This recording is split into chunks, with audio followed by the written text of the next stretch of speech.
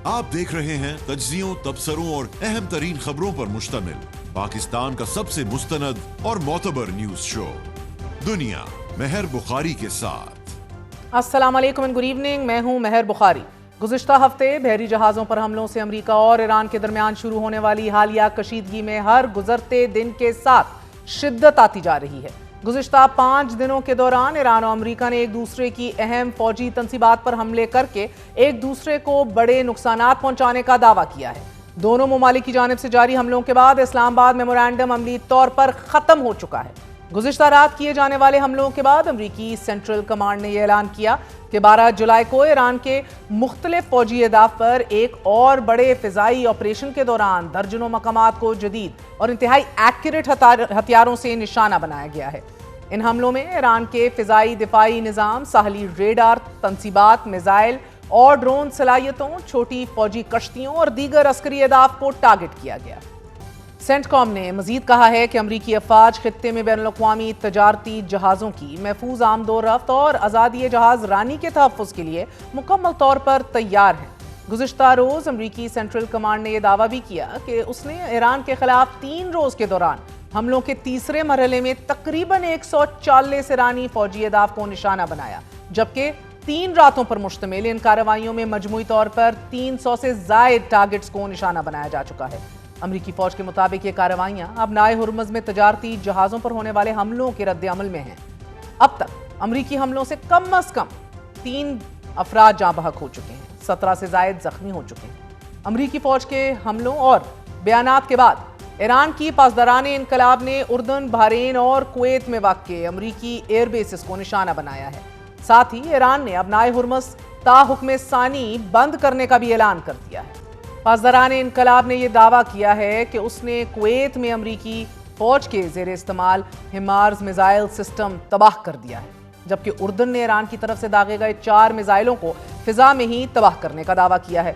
नाज़रीन, आज एक बार फिर उस वक्त कशीदगी में इजाफा देखने में आया कि जब ईरानी बंदरगाह बंदर अब्बास और जजीरा कशम के करीब अमरीका ने हमले किए। अमरीकी हमलों के बाद ईरानी वज़ारत ख़ारजा की जानिब से जारी बयान में कहा गया कि इन कार्रवाइयों ने गुज़िश्ता कई माह से जारी तमाम सफारती कोशिशों को बेवक़्त, बेमायने और नाकाम बना दिया है। अमरीका के साथ जंगबंदी का इस्लामाबाद MOU ख़त्म हो चुका है।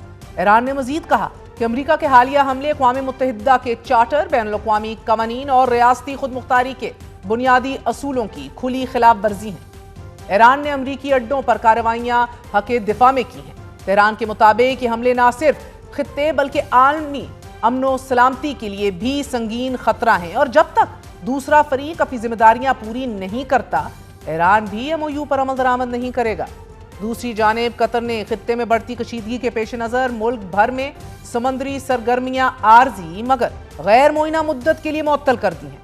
कतरी वज़ारत ख़ारजा ने ईरान के हमलों की सख्त अल्फाज में मज़म्मत करते हुए कहा है कि ये कार्रवाइयाँ कतर की खुद मुख्तारी, इलाकाई सलामती और बैनुल-अक़वामी कानून की सरहद खिलाफ वर्जी हैं। दूसरी तरफ अमरीकी सदर डोनाल्ड ट्रंप ने ईरान पर हमलों का भरपूर दिफा किया है और यह कहा है कि हमने रात को ईरान पर बमबारी की। उन्होंने हमारे साथ बेहतरीन मुआहिदा किया, मगर फिर कमरे से बाहर निकले और 1 घंटे के अंदर एक जहाज पर ड्रोन हमला कर दिया। वो बीमार जहन वाले लोग हैं। नाज़रीन, सदर ट्रंप गुज़िश्ता 1 हफ्ते के दौरान जिन ईरानियों को बीमार जहन के लोग करार दे रहे हैं, वाज़े रहे कि इन्हीं लोगों के बारे में कहते थे कि ये अच्छे बेहतरीन जंगजू लोग हैं जिन्होंने उन्हें हैरान किया है। ईरान और अमेरिका के सख्त बयानात और हमलों के बाद चीन समेत दीगर ममालिक ने दोनों ममालिक पर जोर दिया है कि वो खित्ते में कशीदगी बढ़ाने से गुरेज करें। ऐसे में अब नाए हुर्मुज़ से गुजरने वाले जहाज़ों की तादाद 5 हफ्तों की कम तरीन सतह पर आ गई है। आयरॉनिकली इस जंग छेड़ने के बाद ना तो रजीम बदली, ना ही कोई और हदफ अचीव हुआ, लेकिन जो रास्ता खुला हुआ था वो बंद हो गया और अब उसके ऊपर किसकी इजारादारी होगी, जंग इस बात पे छिड़ी हुई है। सदर ट्रंप ने यह दावा किया है कि अब नाए हुर्मुज़ खुली है। सदर ट्रंप ने अमेरिका को अब नाए हुर्मुज़ का मुहाफिज भी करार देते हुए यह कह डाला है कि अब गुजरगाह हमारे कंट्रोल में रहेगी, हम ईरान पर मजीद हमले जारी रखेंगे और हो सकता है कि हम ही अब नाए हुर्मुज़ को चलाएं, यानी कि रन करें। ایران کی رجیم کو ختم کرتے کرتے اپنے لوگوں کو ہی خطرے میں ڈال دیا، اور اب جو گزرگاہ کھلی تھی اس کو واپس کھولنے کے لیے تحفظ فراہم کرنے اور سو کالڈ گارڈنگ کے لیے بھی رقم وصول کرنا چاہتے ہیں صدر ٹرمپ کی یہ خواہش اپنی جگہ ہے، لیکن CNN کے مطابق ایران اور عمان ایک ایسے مشترکہ منصوبے کے قریب پہنچ گئے ہیں ناظرین کہ جس میں اب نائے ہرمز میں بحری جہازوں کی آمد و رفت کا طریقہ طے پانے والا ہے۔ CNN کے مطابق اس نئے منصوبے کے تحت جو ابھی آخری شکل اختیار کر رہا ہے، سمندر میں 2 الگ الگ راستے کھلے رکھے جائیں گے۔ عمان کی طرف سے دی گئی تجویز کے مطابق جنوبی راستہ جو کہ عمان کے سمندری حدود میں آتا ہے، وہاں سے تمام بحری جہاز جنگ سے پہلے کے حالات کی طرح بالکل آزادانہ طور پر آ جا سکیں گے، جبکہ دوسری طرف جو شمالی راستہ ایران کی سمندری حدود میں آتا ہے، وہاں سے گزرنے والے جہازوں کو پہلے ایران سے باقاعدہ اجازت لینا ہوگی۔ تاہم اس مجوزہ معاہدے کی ایک اچھی بات یہ ہے کہ کسی بھی راستے سے گزرنے والے جہازوں پر کسی قسم کا کوئی ٹیکس یا ٹول نہیں لگایا جائے گا۔ خبر رسال ادارے روئٹرز نے شپ ٹریکنگ کمپنی کیپلر کے اعداد و شمار کے حوالے سے رپورٹ کیا ہے کہ اتوار کے روز صرف 6 بحری جہاز ابنائے ہرمز سے گزرے، جو گزشتہ 5 ہفتوں کے دوران سب سے کم یومیہ تعداد ہے۔ تاہم ایران نے واضح کیا ہے کہ ابنائے ہرمز کے مستقبل سے متعلق فیصلہ ایران اور عمان کی مشاورت سے ہی ہونا چاہیے، کیونکہ دونوں ممالک اس اہم آبی گزرگاہ کے ساحلی ممالک ہیں۔ یہاں دلچسپ بات یہ ہے ناظرین کہ ایک طرف ایران ابنائے ہرمز کے مستقبل کو لے کر عمان کے ساتھ مذاکرات کر رہا ہے، اور شاید خلیج میں عمان وہ واحد ملک ہے کہ جو ایران کی مدد کر رہا ہے۔ آج ایران نے اسی ملک میں واقع ایک ریڈار تنصیبات کو تباہ کرنے کا بھی دعویٰ کیا ہے۔ ایرانی پاسداران انقلاب نے دعویٰ کیا ہے کہ امریکی حملوں کے بعد جوابی کارروائی میں سلطنت عمان میں ایک طویل فاصلے تک نگرانی کرنے والے فضائی FPS ریڈار اور بحری جہازوں کی نشاندہی کرنے والے ریڈار کو نشانہ بنا کر تباہ کر دیا گیا ہے۔ اہم بات یہ بھی ہے کہ برطانیہ، جو امریکہ ایران تنازع میں بطور فریق شامل ہونا ہی نہیں چاہ رہا تھا، بڑی سٹیٹڈ پوزیشن رکھی ہوئی تھی، دس از ناٹ آ وار، مگر اب برطانیہ نے ایرانی پاسداران انقلاب پر پابندی عائد کرتے ہوئے اسے اپنی سیکیورٹی کے لیے خطرہ قرار دے دیا ہے۔ پاسداران انقلاب پر پابندی کی خبر ایک ایسے وقت میں سامنے آئی ہے کہ جب واشنگٹن پوسٹ نے کویتی بندرگاہ پر ہونے والے ایرانی ڈرون حملے میں بچ جانے والے اہلکاروں کے امریکہ کی اعلیٰ فوجی کمان پر اعتراضات اور ریزرویشن سے متعلق رپورٹ شائع کر دی ہے۔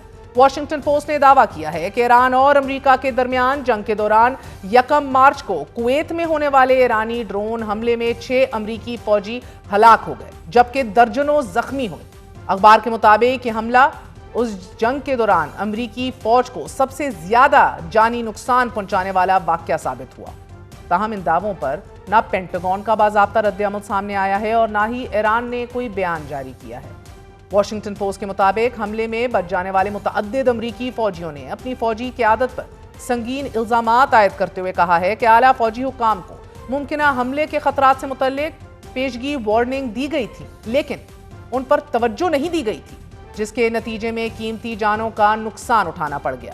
رپورٹ میں یہ بھی کہا گیا ہے کہ امریکی کمانڈروں کو پہلے ہی آگاہ کر دیا گیا تھا کہ جس فوجی تنصیب کو ممکنہ طور پر نشانہ بنایا جا سکتا ہے وہاں حفاظتی انتظامات ناکافی ہیں اور وہ حملے کے لیے انتہائی غیر محفوظ ہے۔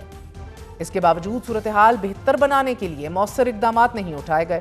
واشنگٹن پوسٹ نے ایک امریکی اہلکار کے حوالے سے مزید دعویٰ کیا ہے کہ حملے کے فوری بعد سینئر فوجی کمانڈرز امدادی کارروائیوں کی نگرانی کرنے کی بجائے عمارت چھوڑ کر بھاگنا شروع ہو گئے اور زخمی اہلکاروں کو فوری طبی امداد فراہم کرنے اور انہیں محفوظ مقام پر منتقل کرنے کے لیے بھی مناسب انتظامات نہیں کیے گئے، جس سے صورتحال مزید خراب ہو گئی۔ رپورٹ کے مطابق متاثرہ فوجیوں اور عینی شاہدین نے واقعے کی مکمل اور شفاف تحقیقات کا مطالبہ کرتے ہوئے کہا ہے کہ معلوم کیا جائے کہ پیشگی اطلاعات کے باوجود حفاظتی اقدامات کیوں نہیں کیے گئے اور امدادی کارروائیوں میں مبینہ غفلت کی ذمہ داری کس پر عائد ہوتی ہے۔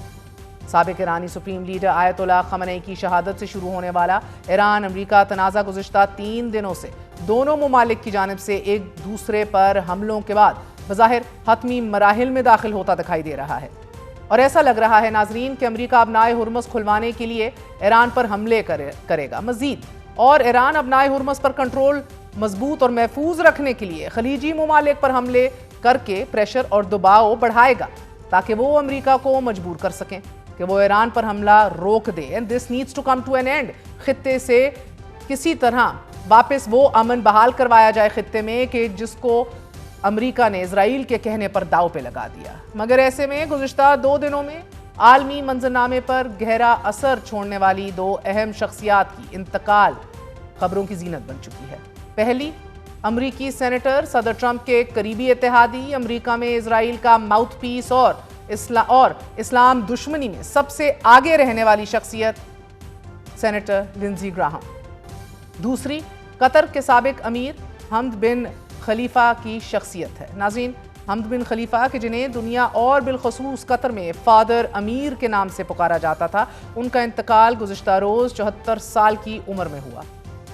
اس وقت ان کے بیٹے تمیم بن حمد الثانی امیر قطر ہیں اور اپنے والد کی طرح پوری دنیا میں اپنے اثر و رسوخ اور انفلوئنس کی وجہ سے پہچانے جاتے ہیں۔ 1995 میں امیر قطر بننے والے حمد بن خلیفہ نے 2013 میں قطر کی امارت اپنے بیٹے تمیم بن حمد الثانی کے حوالے کر دی، مگر عالمی میڈیا ان کی شخصیت کو مشرق وسطی کی اہم ترین شخصیات میں سے ایک قرار دیتی ہے۔ حمد بن خلیفہ الثانی کی وفات پر قطر کے اعلیٰ ترین حکومتی ادارے امیری دیوان نے اتوار کو یہ بتایا کہ سابق امیر شیخ حمد بن خلیفہ الثانی 74 برس کی عمر میں انتقال کر گئے ہیں۔ سوشل میڈیا پر جاری بیان میں بتایا گیا کہ اللہ کے فیصلے اور تقدیر پر پختہ ایمان کے ساتھ امیر کا دفتر قوم کے عظیم نقصان شیخ حمد بن خلیفہ الثانی کے انتقال پر سوگوار ہے۔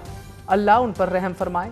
عرب میڈیا کے مطابق شیخ حمد ایک ایسی شخصیت تھے ناظرین کہ جنہوں نے صرف 18 سال کے عرصے میں ایک چھوٹے سے صراحی ملک کو دنیا کا امیر ترین اور با اثر ترین ملک بنا ڈالا۔ شیخ حمد کے بارے میں یہ کہا جاتا ہے کہ انہوں نے ساری دولت اور انرجی قطر کو LNG پاور بنانے میں صرف کر دی، اور پھر یہی وجہ ہے کہ ان کے دور میں قطر کی دولت 24 گنا بڑھی، گیس کی سالانہ پیداواری صلاحیت 77 ملین ٹن تک پہنچا دی گئی، جو آج قطر کی پہچان ہے۔ وزیر اعظم شہباز شریف اور نائب وزیر اعظم اسحاق ڈار نے ان کے انتقال پر افسوس کا اظہار کیا ہے، اور آج وزیر اعظم شہباز شریف اور سابق وزیر اعظم نواز شریف قطر کے دورے پر گئے ہیں کہ جہاں ان کی امیر قطر تمیم بن حمد الثانی سے ملاقات بھی متوقع ہے۔ اب ایک جانب شیخ حمد بن خلیفہ ہیں کہ جن کے انتقال پر پوری دنیا سوگوار ہے، جنہوں نے قطر کے بطور ریکگنائزڈ رول کو نہ صرف وسعت دی بلکہ سوڈان کے مغربی خطے، دارفور کے تنازع، لیبنان کے مختلف دھڑوں کے باہمی اختلافات اور فلسطینی تنظیموں حماس اور فتح کے درمیان کشیدگی ختم کرانے کے لیے بھی کردار ادا کیا۔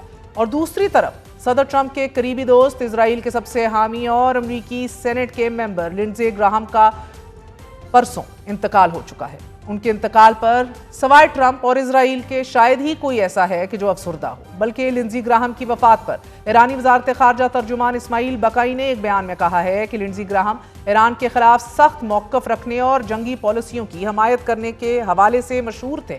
ہماری عوام ایسے شخص پر غم کا اظہار نہیں کر سکتے کہ جس کا نظریہ زندگی جاریت، دباؤ اور دھمکیوں پر مبنی ہو۔ انہوں نے مزید کہا کہ ان کی پوری شخصیت شرانگیزی اور دشمنی کی عکاس تھی، جبکہ ایرانی میڈیا نے ان کی وفات کی خبر کو کچھ اس انداز میں نشر کیا ہے۔ خاتون اینکر نے کہا کہ میں چاہتی ہوں کہ لنزی گراہم جہنم کی گہرائیوں میں جائے۔ امریکہ کی جنگ پسند اور ایران مخالف سینیٹر کی موت کو میں عظیم ایرانی قوم کے نام کرتی ہوں۔ BBC نے لنزی گراہم کی شخصیت سے متعلق لکھا کہ وہ ٹرمپ کی مشرق وسطی پالیسیوں کے حمایتی، ایران مخالف اور اسرائیل کے کٹر حمایتی سمجھے جاتے تھے۔ لنزی گراہم نے بارہا تہران پر زیادہ سے زیادہ دباؤ ڈالنے کی پالیسی کی حمایت کی۔ حالیہ برسوں میں ایران کے خلاف مزید سخت پابندیاں عائد کرنے کا بھی مطالبہ کرتے رہے، اٹیک اپون اٹیک، اور ایک بار یہاں تک کہہ ڈالا کہ ایران کو دنیا کے نقشے سے ہی مٹا دیا جائے۔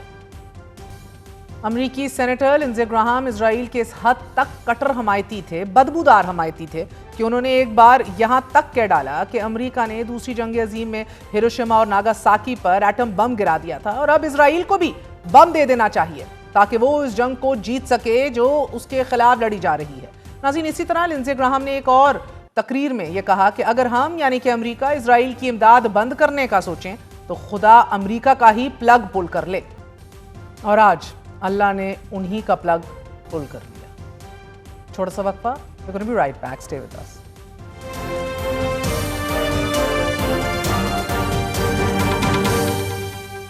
تحریک انصاف کی سیاست میں ایک نیا موڑ آ چکا ہے۔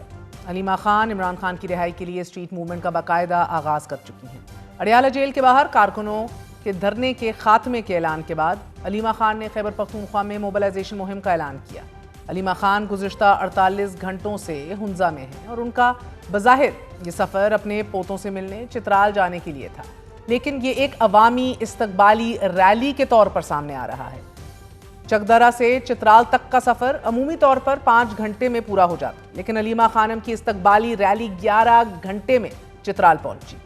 تمگرہ میں MNA شبیر خان اور MPA شفیع اللہ نے استقبال کیا، پھر یہ قافلہ واڑی اپردیر درویش سمیت تقریباً 20 مقامات پر رکا بھی اور پھر چترال جا کے اینڈ آف اس لمبے سفر کے پہنچا۔ اب علیمہ خانم نے اپردیر کے علاقے صاحب آباد پہنچنے پر تحریک انصاف کے کارکنوں سے خطاب کیا، کیا کہا ملاحظہ کیجیے۔ دیکھیں، ہم تو صرف فیملی ہیں، ہم پارٹی نہیں ہیں، لیکن ہم بہنیں ہیں اور ہم کھڑے رہیں گے۔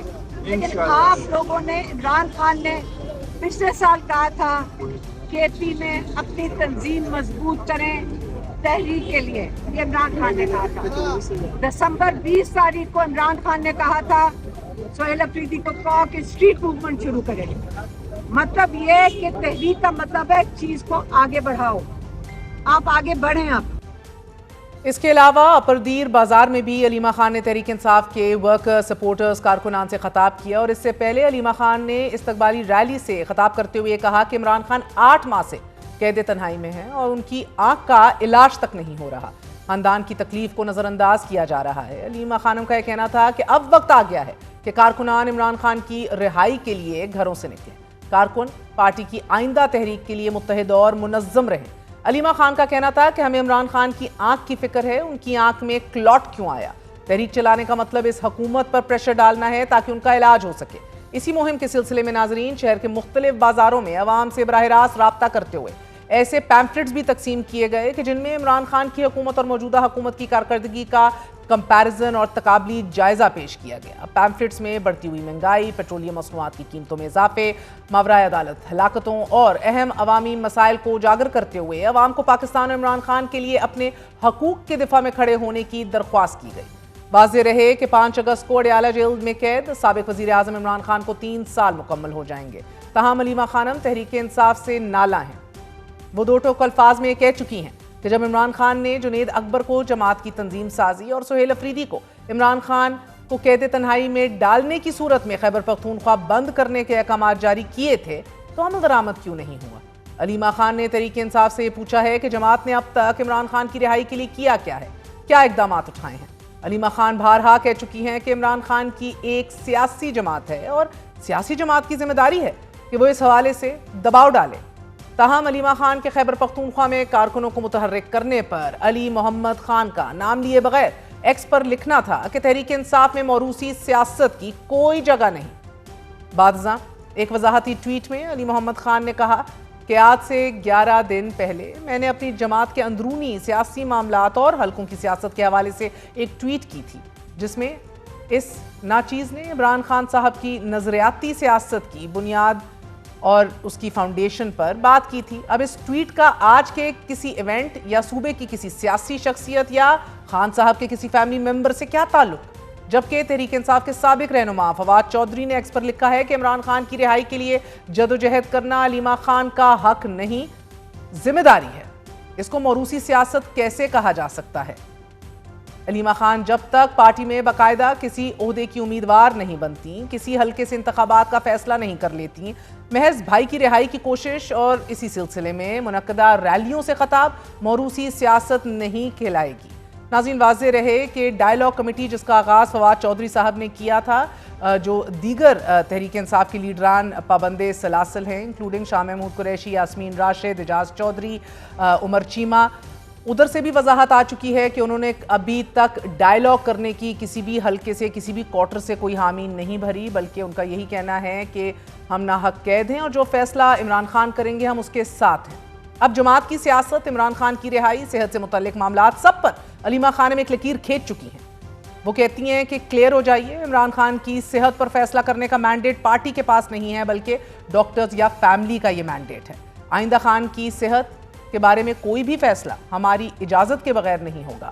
تاہم اسی روز واضح رہے کہ جماعت کے سابق سیکرٹری انفارمیشن شیخ وقاص نے بیان بھی جاری کیا کہ پہلے MNA, MPA اور لیڈرشپ کو غدار کہہ کر ٹکٹ ٹوکری کر دیں اور پھر انہیں ہی اگلے ہفتے یہ کہہ دیا جائے کہ بندے نکال کر لاؤ، یہ کیسا مذائقہ خیز کام ہے؟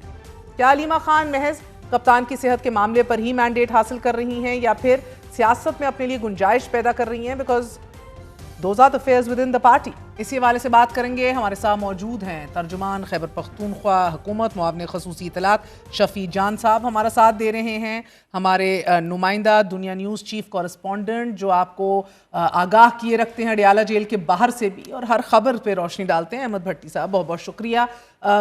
میں آپ سے آغاز کروں گی شفیع جان صاحب، فرمائے دیجیے گا کہ کیا واقعی اب اسٹریٹجی جس کی باتیں بہت تھیں لیکن دکھنے میں کچھ نہیں تھا، عملاً جو ہے وہ بہت کم دکھائی دے رہا تھا، اب واقعی آپ کو لگ رہا ہے کہ پارٹی مومنٹم میں آنے لگی ہے کیونکہ علیمہ خان صاحبہ نے کمر کس لی ہے؟ سب سے پہلے مہر صاحب آپ کا شکریہ۔ جہاں تک تحریک کا تعلق ہے تو آپ نے دیکھا ہوگا کہ 5 اگست کو اچکزئی صاحب نے بھی احتجاج کی اور پلان کا دینے کا اعلان کیا ہے۔ وہ پورا پلان 5 اگست کے بعد اور 5 اگست کو بھی دیں گے۔ اس کے علاوہ تحریک انصاف نے اپنی پارلیمانی میٹنگ بھی بلا لی ہے، اس پہ بھی تمام تر ایشوز کو ڈسکس کیا جائے گا۔ ہمارا ورکر بھی اس وقت اس عمران خان صاحب کو لے کے بڑا جذباتی ہے اور ہونا بھی چاہیے۔ اور جذباتی تو سر پچھلے 3 سال سے ہی ہیں، یہی بتایا جا رہا ہے، مگر اس بار ہٹ کے کیا ہوگا؟ بیکاز علی امین گنڈاپور صاحب کی جگہ آپ ایک نئے وزیر اعلیٰ لے آئے، سہیل افریدی صاحب آئے، ان کو بھی 1 سال ہونے کو ہے، انہوں نے بھی کچھ نہیں کیا۔ سو علیمہ خان صاحبہ خود کہہ رہی ہیں کہ جنید اکبر کو بھی 20 سال ہو گئے احکامات ملے عمران خان کے، انہوں نے بھی کچھ نہیں کیا۔ یہ کام تو علی امین گنڈاپور کے ہوتے ہوئے بھی ہو سکتا تھا، تو ان کو ہٹانے کا مقصد کیا تھا؟ وہ بھی ابھی بیٹھے رہتے کہ بھئی فیصلہ کرنا ہے اچکزئی صاحب نے، لیکن ان کو ہٹایا گیا۔ لیکن ایک بات سمجھنی ہوگی کہ علی امین گنڈاپور صاحب کو قیادت نے نہیں ہٹایا، عمران خان صاحب نے ہی ان کو نامزد کیا تھا اور عمران خان صاحب نے ہی ہٹایا۔ عمران خان صاحب ہی بہتر بتا پائیں گے کہ ان کے ہٹانے کی وجہ کیا تھی۔ آفریدی صاحب بھی عمران خان صاحب کے نامزد کردہ وزیر اعلیٰ ہے اور کمپلیٹلی اعتماد حاصل ہے آفریدی صاحب کو عمران خان صاحب کا۔ جو ذمہ داری آفریدی صاحب کو دی گئی، آفریدی صاحب کمپلیٹلی تیار ہے۔ خیبر پختونخوا کی تحریک انصاف ہو، وہ کمپلیٹلی تیار ہے۔ ہم نے پیغام بھی اندر بھجوا دیا تھا۔ اب جو اختیار ہے وہ اچکزئی صاحب کے پاس ہے اور وہ جو بھی فیصلہ کریں گے، آفریدی صاحب تمام تحریک انصاف ان کے پیچھے کھڑی ہوگی۔ لیکن اچکزئی صاحب سے جب بھی ہماری اس بارے میں بات ہوئی ہے، اس بارے میں ہماری ملاقات ہوئی ہے، انہوں نے کیٹیگوریکلی یہ بات کہی ہے کہ مذاکرات اور تحریک کی جو ذمہ داری ہے وہ میرے پاس ہے اور اس کا اعلان بھی میں ہی کروں گا۔ جب عمران خان صاحب نے یہ ذمہ داری ان کو دے دی ہے، ہم عمران خان صاحب کے حکم کے تابع ہیں، وہ جو بھی فیصلہ کریں گے ہم ان کے پیچھے کھڑے ہوں گے۔ دیکھیے آپ اچکزئی صاحب کو اگر آج لیڈر آف اپوزیشن ہے تو وہ تحریک انصاف کی وجہ سے ہے۔ تحریک انصاف کے تمام MNAs نے ان کو ووٹ دیا۔ اگر آج تحریک انصاف اچکزئی کے نام سے آپ ہٹا لیں، وہ لیڈر آف اپوزیشن نہیں بن پائیں گے۔ پھر 5 مہینے اس فیصلے کے ساتھ ہم سٹک رہے، آفریدی صاحب نے اسٹریٹ موومنٹ چلائی، پریشر بڑھا تو نوٹیفیکیشن ہوا۔ اچکزئی صاحب اگر آج اس کرسی پہ بیٹھے ہیں تو عمران خان صاحب کے مرہون منت ہے۔ ٹھیک ہے، اور علیمہ خان صاحبہ اچکزئی صاحب کی اجازت لے کر گئی ہیں خیبر پختونخوا اور یہ اسٹریٹ موومنٹ کا آغاز کیا؟ دیکھیے وہ ان کی بہن ہے اور ہر تحریک انصاف کے ورکر کی، رہنما کی، MNA کی، MPA کی، ان کی فیملی کی یہ ذمہ داری بنتی ہے کہ وہ عمران خان صاحب کے حق کے لیے آواز اٹھائے۔ ان کی بنیادی جو سہولیات اس وقت جو مگر نہیں دی باقی جا رہی، ورکر اور لیڈرشپ اور آپ سب تو کر نہیں رہے نا، بہن نے آغاز کر دیا۔ میں تو نہیں کہہ رہی برا یا اچھا ہے، گو کہ آپ کے اپنے بڑے بڑے نام کہہ رہے ہیں کہ ہم موروثی سیاست میں بلیو نہیں کرتے۔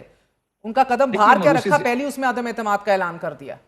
یہ موروثی سیاست نہیں ہے، یہ ان کی ذمہ داری ہے اور ہر تحریک انصاف کی ورکر کی ذمہ داری ہے، ہماری بھی ذمہ داری ہے، ہر MNA MPA کی ذمہ داری جو ہے۔ ہر MNA MPA پوری نہیں کر رہا تو بہن کر رہی نہیں کر رہا ہے، وہ کر رہا ہے ہر MNA اپنی MNA آپ دیکھ رہے سواتی ہیں میں جو کیا بھی سر، بہت کوشش کی اور لوگ آ کے باہر بیٹھے، خیبر پختونخوا کی اپنی پولیس نے ان کو چلتا کیا۔ اگر آپ مجھے بات نہیں کرنے دیں گے پھر تو بات نہیں کریے سر، I'm just trying to make some sense out of this, some نہیں، method to this madness۔ اگر آپ اپنا تجزیہ پیش کرنا ہے تو کر دیں۔ دیکھیں جہاں تک MNA MPA کی بات ہے یا ہماری لیڈرشپ کی بات ہے، دیکھیں جو بھی ٹاسک ہمیں دیا گیا ہم نے اس کو کمپلیٹ کیا۔ اگر آپ علی امین صاحب کے ٹائم میں دیکھ لیں کہ جو بھی ٹاسک دیا جاتا تھا، ڈی چوک پہنچنا تھا، اسلام آباد پہنچنا تھا، ہم پہنچے ہیں۔ آفریدی صاحب کے ٹائم میں جو ہے وہ اسٹریٹ موومنٹ کی ذمہ داری ان کو دی گئی اور تحریک کی ذمہ داری اچکزئی صاحب کو دی گئی، اور جو تاریخی اسٹریٹ موومنٹ چلائی گئی پنجاب میں، سندھ میں، بلوچستان میں، حالات آپ کے سامنے تھے اور میس موبلائزیشن خیبر پختونخوا میں آج بھی ہو رہی ہے۔ اب میری لیڈر نے یہ فیصلہ کر لیا ہے کہ اچکزئی صاحب ہی اس کو لیڈ کریں گے اور وہی تحریک کے حوالے سے جو بھی فیصلہ ہوگا وہ لیں گے۔ تو ہم اس کے حکم کے میں تابع ہیں. سمجھ گئی ہوں وہ سر، جو مگر میں فیصلہ سمجھ گئی کریں تو گے آپ نے ہم ان کے اسٹیبلش پیچھے کر کھڑے دیا ہیں. شفیع. میں تو سمجھنا چاہ رہی ہوں کہ that being said in the process جو بیک وقت سائملٹینیسلی علیمہ خان صاحبہ باہر نکلی ہیں، وہ کیا اسٹریٹجی ہے، اس کے پیچھے کون کون کھڑا ہے، اور وہ جب آگے نکلے گی اور مومنٹم اگر پکڑ گئی تو کیا ہوگا؟ اچکزئی صاحب ول جوائن ان اور will he just be a viewer sitting on the side lines, یا وہ اپنا کچھ شروع کر دیں گے؟ دیکھیں ہر بندہ اس کو جوائن کرے گا، ہر بندہ پارٹی کے نظم و ضبط کا پابند ہے. اچکزئی صاحب کو بھی اگر یہ چیز ان سے بات کریں، دیکھیں ہماری پارلیمانی میٹنگ جب ہوگی تو ساری چیزیں کھل کے آ جائیں گی، لائے عمل سامنے آ جائے گا. دیکھیں تمام تر لوگ جو بھی عمران خان صاحب کے لیے آواز اٹھا رہے ہیں، ہر بندے کو اس کو سپورٹ کرنا چاہیے. Okay, and I will come back to this for a minute. Sir مجھے بھٹی صاحب بتائیے یہ کیا ہو رہا ہے ایگزیکٹلی؟ کل پہلا منگل ہے جو علیمہ خان صاحبہ نے کال دی ہے کہ اب کوئی نہ آیا کرے، ہم دونوں ہم بہنیں ہی کافی ہیں ادھر اور آپ اپنے اپنے حلقوں میں جائیں. تو کل وہ نہیں بنیادی طور پہ یہ دوسرا فیز ہے علیمہ خان کے مطابق کہ ان کی تحریک کا، کہ پہلے فیز میں اڈیالہ جیل کے باہر جو لوگ اکٹھے ہوتے تھے وہ گرفتار ہوئے، رہا ہوئے، پھر گرفتار ہوئے، پھر رہا ہوئے اور پھر یہاں آئے. ان کے خیال میں پنجاب اس وقت تیار ہو چکا ہے اڈیالہ کے باہر بیٹھنے سے، اور ان کی تیاری مکمل ہو چکی ہے. وہاں انہوں نے احکامات دیے اپنے جتنے بھی لوگ تھے ان کا کہ آئندہ منگل کو یہاں کوئی نہیں آئے گا، بلکہ اپنے اپنے علاقوں میں جائیں اور وہاں پہ اپنے اسٹریٹ موومنٹ کا آغاز کریں، موبلائز کریں لوگوں کو. اور کل کے لیے جب وہ یہاں سے چترال گئیں تو 4 یا 4.5 5 گھنٹے کا یہ سفر ہے، یہ چکدرہ سے لے کر وہاں تک کا، لیکن 11 گھنٹے میں مکمل ہوا. اور اس کے لیے پہلے کوئی کال نہیں تھی. عمومی طور پہ جو ہماری اطلاعات ہے اس کے مطابق چکدرہ میں یہ رکتی ہیں، وہاں ناشتہ ہوتا ہے 10-11 بجے. وہاں پہ ان کے ایک پرانے کارکن ہیں ڈاکٹر شفقت ایاز اور اعجاز خان، جو عمران خان صاحب کے قریبی ساتھی بھی رہے ہیں، وہ ہوتے ہیں. ان کے ساتھ فیملیز کے ساتھ ایک وہ ناشتہ ہوتا چلی جاتی ہے. جب وہاں سے نکلی تو انہوں نے کہا ہم آپ کے ساتھ جائیں گے. اور جیسے یہ سوشل میڈیا پہ اس کی تصویریں آئیں تو آگے لوگ اکٹھے شروع ہونا ہو گئے، اور تقریباً 20 سے زائد جگہوں پر ان کا استقبال ہوا. کیونکہ ابھی جیسے Shafi can correct me if I am wrong, مجھے تو یہ سمجھ آئی جو ہمیں ٹاسک ملے گا تو ورسز پہل کرنا، انیشیٹو لینا، وہ تو علیمہ خان صاحبہ لے رہی ہیں. انہوں نے لے لیا، اور انہوں نے اس وجہ سے لیا کہ ان کا ہمیشہ سے یہ تھا کہ اڈیالہ کے باہر 10,000 لوگ، اور انہوں نے کارکنوں کو کبھی بھی نہیں بلایا. انہوں نے یہ کہا تھا کہ اراکین پارلیمنٹس اور سینٹ کے لوگ، M P as, Khyber Pakhtunkhwa assembly کے لوگ اور عہدیدار پارٹی آ رہے تھے. انہوں نے کہا کہ 10,000 لوگ کبھی پورے نہیں ہوئے نا آج تک نہیں. آپ بھی خود، میں تو آپ کو اڈیالہ جیل کے باہر ہی پایا ہے پچھلے مہینہ در مہینے سالوں سے. آپ نے زیادہ سے زیادہ جو کراؤڈ بنا ہے 1300 تک کیا ہے، اس سے اوپر نہیں گیا. اور آپ نے اوور ٹائم اس کو بڑھتے دیکھا ہے، گھٹتے دیکھا ہے؟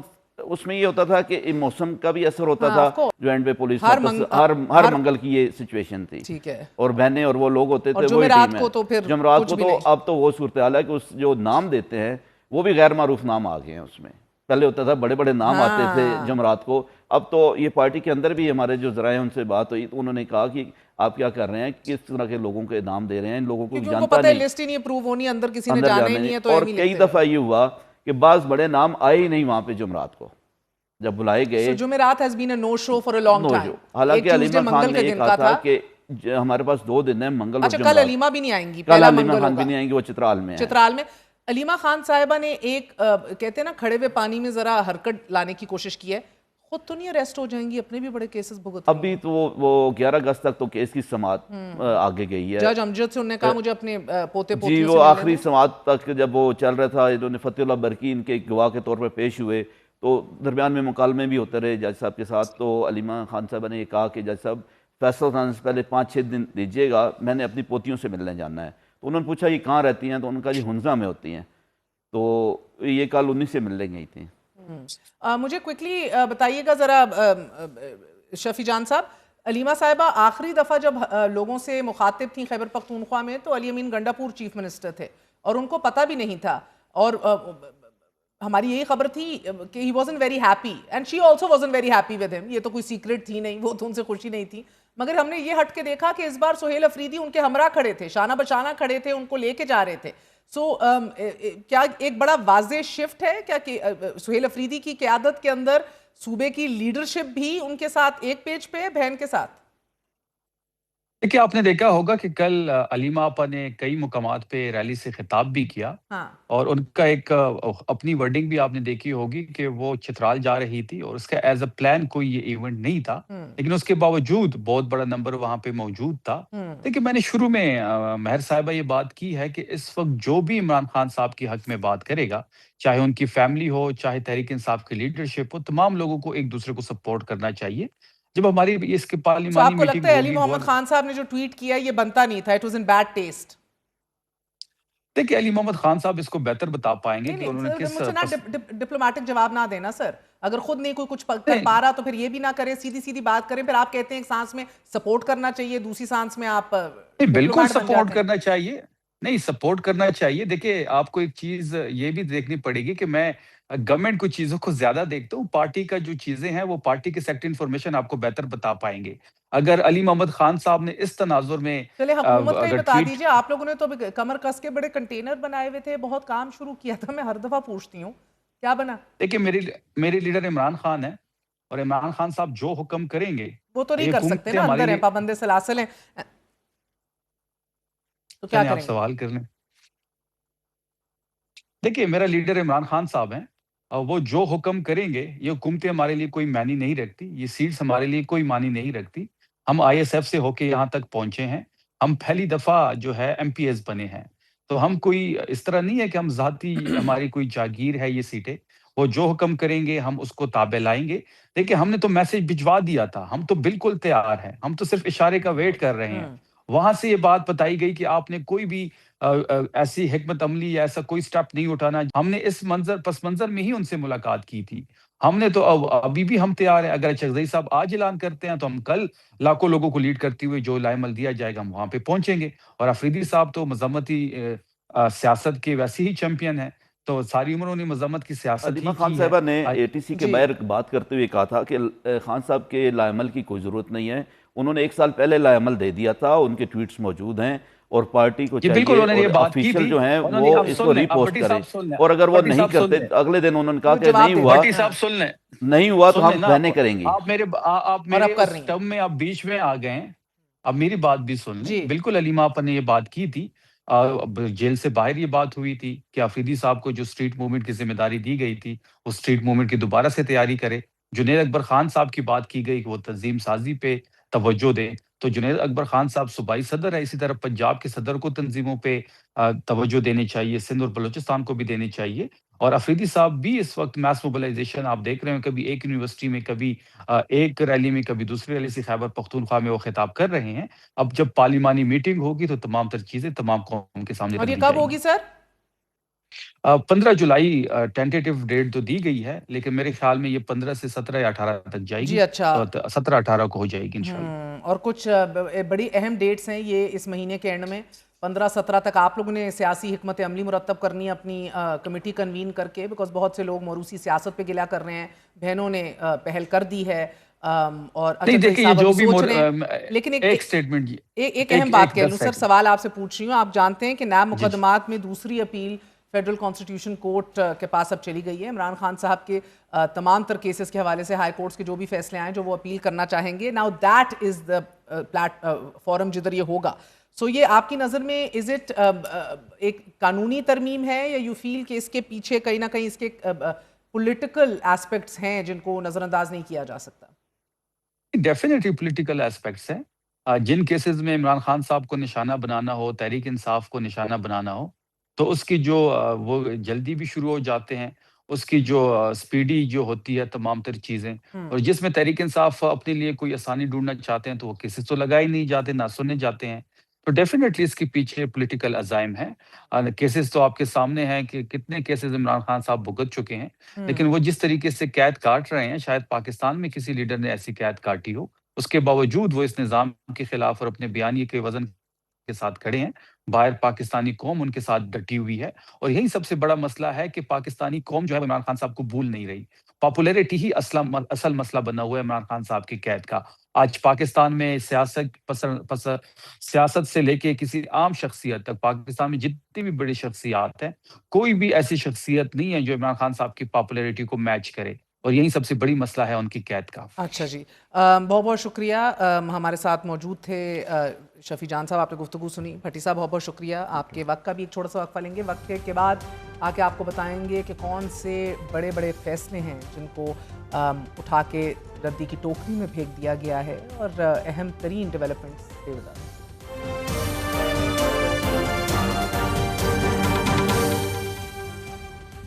वफाकी आईनी अदालत ने रवा माह 2 हाई प्रोफाइल मुकदमात में सुप्रीम कोर्ट के साबका अहकामात को कलअदम करार दे दिया है। आईनी अदालत का पहला फैसला कराची में शारा फैसल पर वाक़ नस्ला टावर से मुतल्लिक, और दूसरा अहम फैसला इस्लामाबाद की जीनत इस्लामाबाद मारगला हिल्स पर वाक़ मोनाल रेस्टोरेंट की मसमारी को कलअदम करार देने से मुतल्लिक है। आईनी अदालत ने इन दोनों मुकदमात में सुप्रीम कोर्ट के फैसलों को अदालती दायरा इख्तियार से तजावुज़ करार दिया। वफाकी आईनी अदालत ने मोनाल रेस्टोरेंट को मसमार करने का फैसला कलअदम करार देते हुए सीडीए और मेट्रोपॉलिटन कॉरपोरेशन इस्लामाबाद की अपीलें मंजूर कर लीं। इस मामले में जारी हुक्म इम्तना भी खत्म करते हुए मामला ट्रायल कोर्ट के सुपुर्द करने के अहकाम जारी कर दिए। जस्टिस हसन अजहर रिजवी की सरबराही में 3 रुकनी बेंच ने केस का मुख्तसर फैसला सुनाया।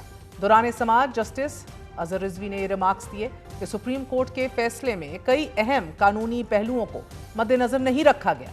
फैसले में ऐसे नुकात भी शामिल थे कि जिनका हक़ाइक़ से बराह रास्त कोई ताल्लुक नहीं। वफाकी आईनी अदालत ने करार दिया कि इस जमीन की मलकियत के तनाज़ात मातहत अदालतों में ज़ेर समाअत होने के बावजूद सुप्रीम कोर्ट ने ज़ेर इल्तवा मुकदमात को नज़रअंदाज किया।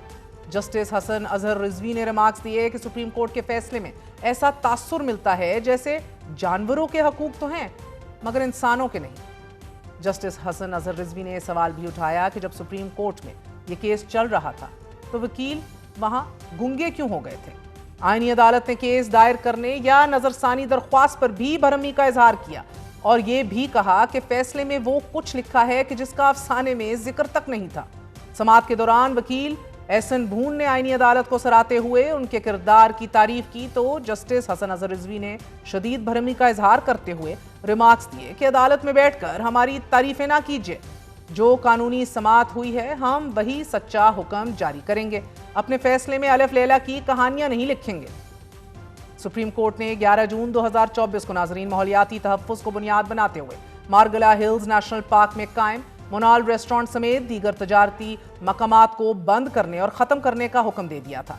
सीडीए ने उस वक्त के चीफ जस्टिस काजी फायज ईसा की सरबराही में कायम बेंच को आगाह किया था कि मारगला हिल्स पर कायम मोनाल और दीगर तामीरात को मसमार करके जमीन दोबारा सरकारी तहवील में ले ली गई है।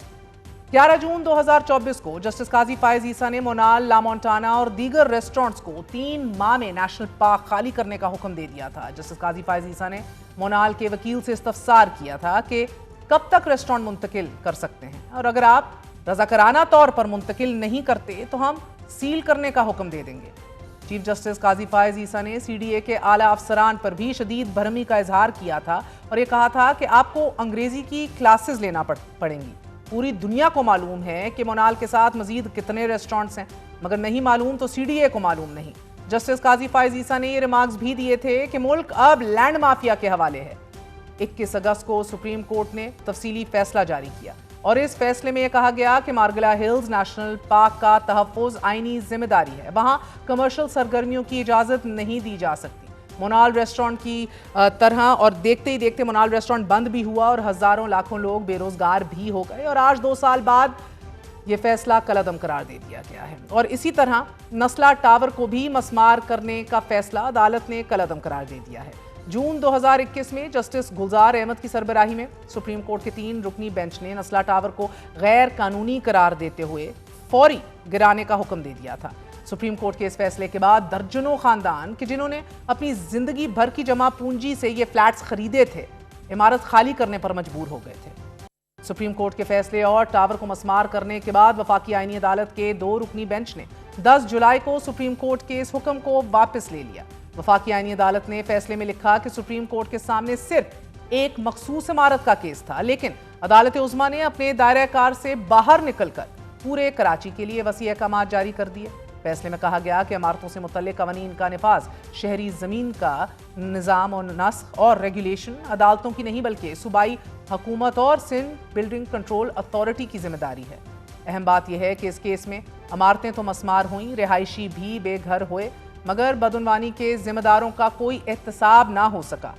साबिक director general Sindh control building authority मंजूर काका और दीगर 18 अफराद पर फर्द जुर्म आयद की गई, मगर इस्तगासा मजबूत तकनीकी शवाहिद और असल सरकारी रिकॉर्ड पेश करने में नाकाम रहा। कई अहम मुल्जिमान को नाकाफी शवाहिद की बुनियाद पर मातहत अदालतों से बरी कर दिया गया। नस्ला टावर और मोनाल रेस्टोरेंट से मुतल्लिक फैसलों को कलअदम करार दिए जाने के बाद बहुत से सवाल जहन में उठते हैं। एक तो फैक्ट है कि सुप्रीम कोर्ट के फैसले अब कलअदम करार दिए जा सकते हैं। दूसरा ये कि एक पॉलिटिकली मोटिवेटेड डिसीजंस बहरहाल लॉन्ग टर्म में होल्ड नहीं करती। नाज़रीन, प्रोग्राम में आगे बढ़ते हैं। आपको बताते चलें कि बलूचिस्तान में जारी फोर्सेस के मुश्तरका ऑपरेशन शाबान में मजीद 8 दहशतगर्दों को हलाक कर दिया गया है। गुज़िश्ता 5 दिनों में मजमूई तौर पर 117 दहशतगर्दों को निशाने इबरत बना दिया गया। गुज़िश्ता 9 दिनों से सिक्योरिटी फोर्सेस का बलूचिस्तान में दहशतगर्दों के खिलाफ ऑपरेशन शाबान जारी है।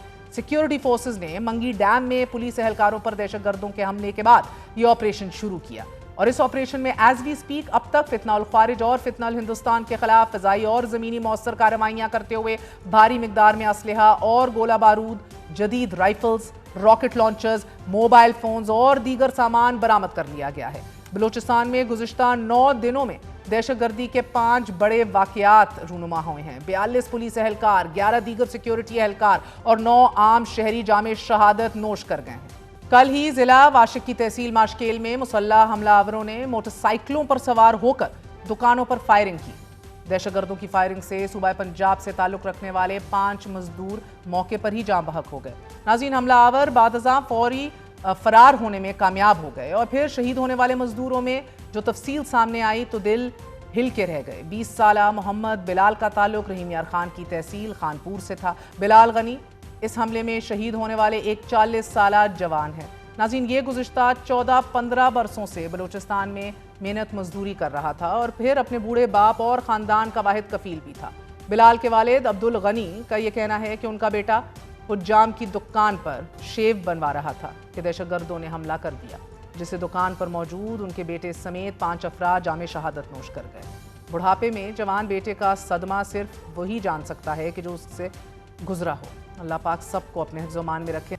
आज के लिए इजाज़त दीजिए। गुड नाइट, अल्लाह हाफ़िज़।